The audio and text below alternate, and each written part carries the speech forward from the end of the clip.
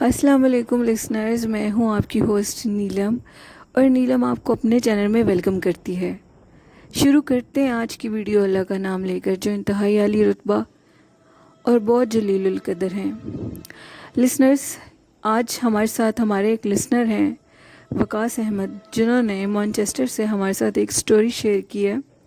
वकास बताते हैं कि ये स्टोरी उनके एक फ्रेंड की है।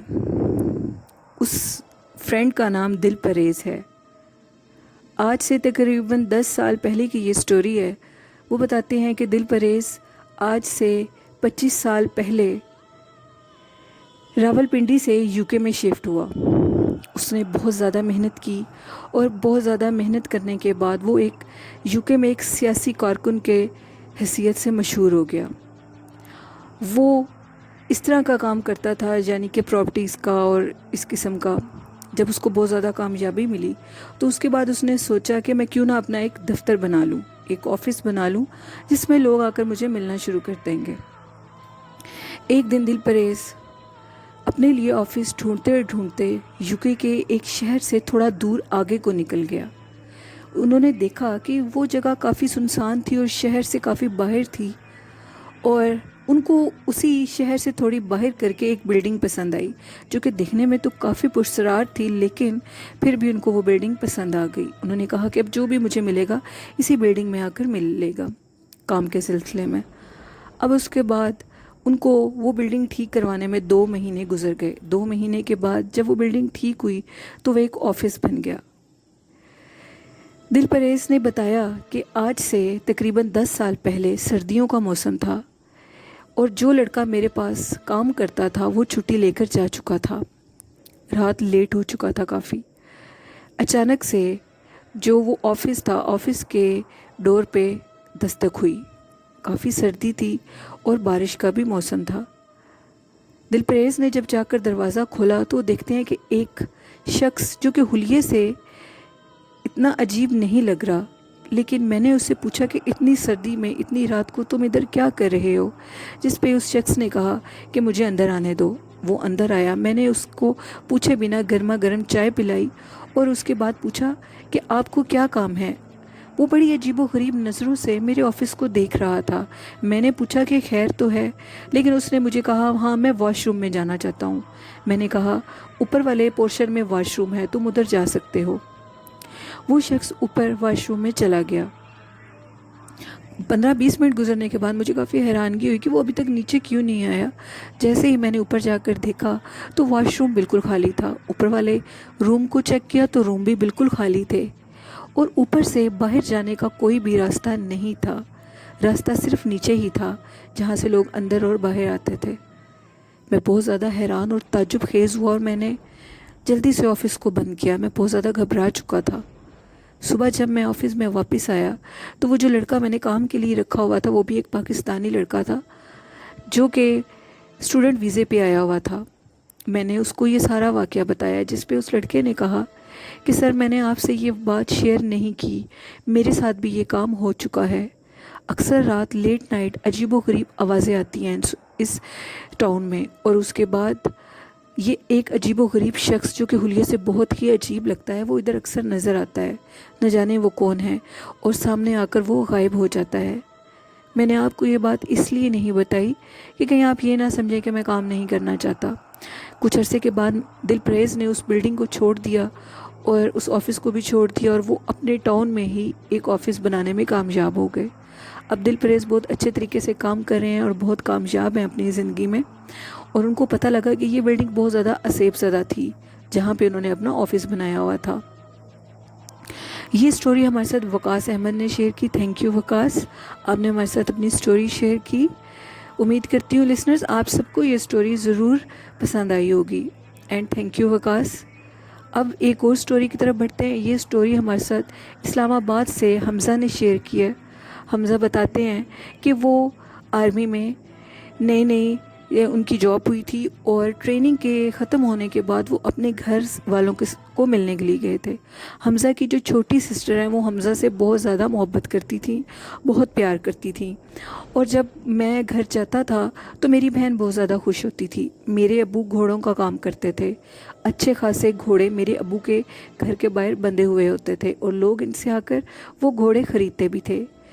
अब मेरे सारे कज़न, मेरी बहनें और मेरी छोटी बहन, हम सब लोग इकट्ठे हुए हुए थे कि अचानक से मुझे दोबारा कॉल आ गई कि मुझे किसी काम से दोबारा अपनी जॉब पर वापस जाना होगा।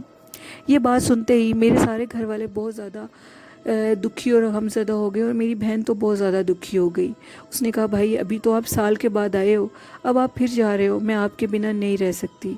मैंने कहा अपनी बहन से, तो मेरी बहन भी और बेटियों की तरह भी हो, बेटा मुझे जाना होगा, मैं जल्दी वापस आऊँगा इंशाल्लाह। लेकिन हमज़ा को जाना पड़ा। और अब हमज़ा की जो छोटी बहन है वो बताते हैं, उनकी छोटी बहन का नाम महक है। महक बहुत ज़्यादा उदास रहती थी।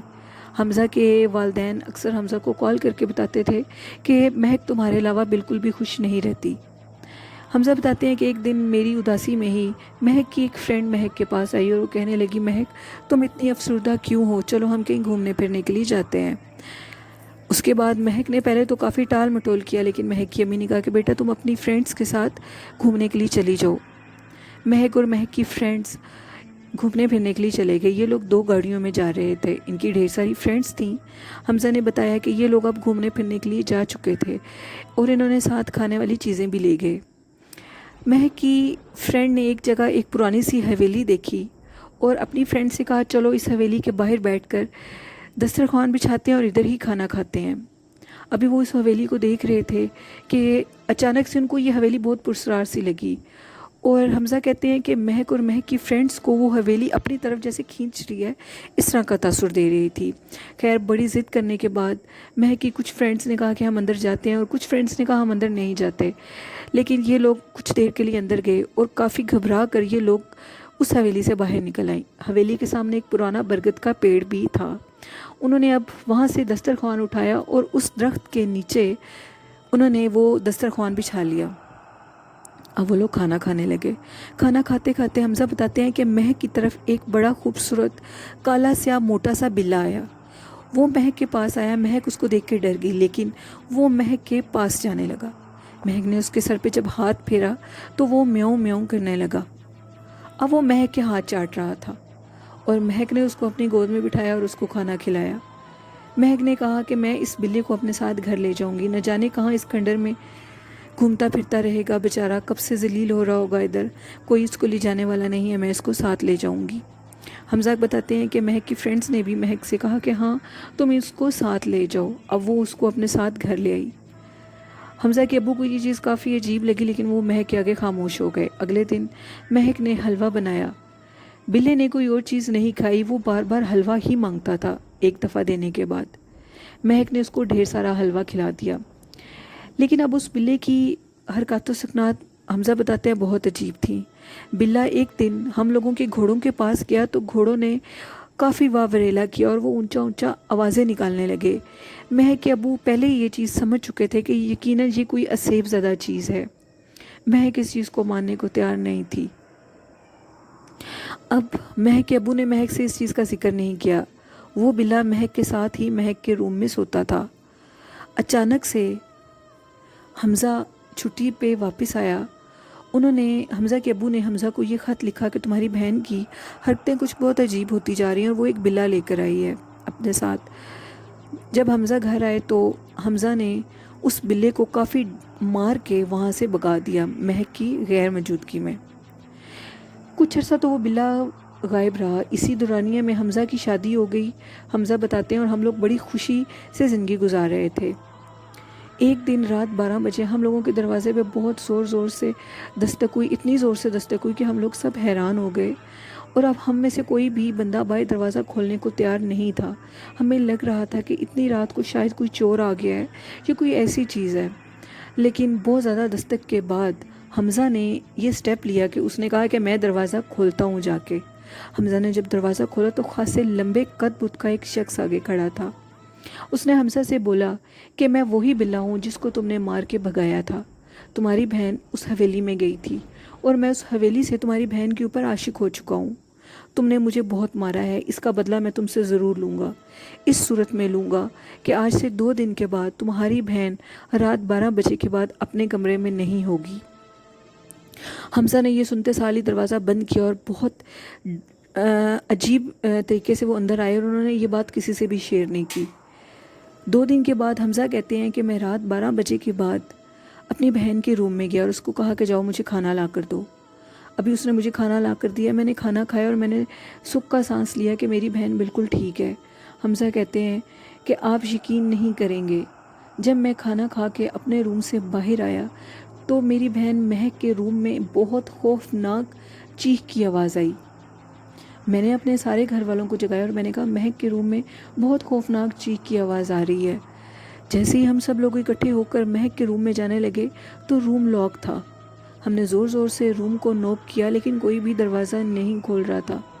اس کے بعد ہم نے لاک کو توڑنے کا ارادہ کیا۔ ہم نے لاک کو بہت مشکل سے توڑا اور توڑنے کے بعد جب ہم اندر گئے تو ہماری حیرانگی کی انتہا باقی نہ رہی کہ مہک کا جو روم تھا اس کی چھت کو توڑا گیا تھا، توڑ کر جیسے مہک کو کوئی چیز لے کر ہوا ہو گئی ہے۔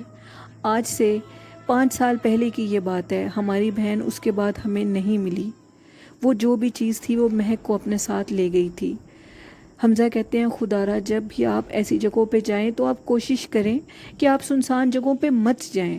آپ اگر پکنک کے لیے بھی جانا چاہتے ہیں تو آپ ایسی جگہ کا انتخاب کریں جہاں پہ کچھ لوگ ہیں، جو جگہ سنسان ہے اس جگہ پہ مت جائیں۔ یہ چیزیں زندگیاں برباد کر دیتی ہیں۔ ہمارے سامنے ہماری بہن کو وہ چیز لے کر چلی گئی اور ہم اس کا کچھ نہیں کر سکے۔ ہم ایسی چیزوں سے مقابلہ نہیں کر سکتے۔ ہم آج بھی اپنی بہن کو یاد کر کے بہت دکھی ہوتے ہیں۔ کچھ عاملین سے ہمارا رابطہ ہوا تھا جس پہ انہوں نے کہا کہ وہ جن آپ کی بہن پہ عاشق ہو چکا تھا، اگر آپ اس کو نہ مارتے تو وہ شاید ایسا نہ کرتا، لیکن اب آپ نے ایسا کیا ہے، مشکل ہے کہ وہ کبھی آپ کو ملے۔ یہ سٹوری ہمارے ساتھ حمزہ نے شیئر کی تھی۔ تھینک یو حمزہ۔ آپ بھی ہمارے ساتھ اپنی سٹوریز شیئر کر سکتے ہیں میرے ای میل آئی ڈی پہ اور فیس بک میسنجر پہ بھی۔ ہم لوگوں کا فیس بک گروپ ہے جنات کے قصے، اس کو بھی آپ پلیز فالو کیجئے اور میرے چینل کو بھی زیادہ سے زیادہ سبسکرائب کیجئے اور شیئر کیجئے میری سٹوریز کو۔ آپ کو میری یہ سٹوری کیسی لگی مجھے ضرور بتائیے گا۔ اسی کے ساتھ اپنی ہوسٹ نیلم کو اجازت دیجیے۔ اللہ حافظ، اللہ نگہبان۔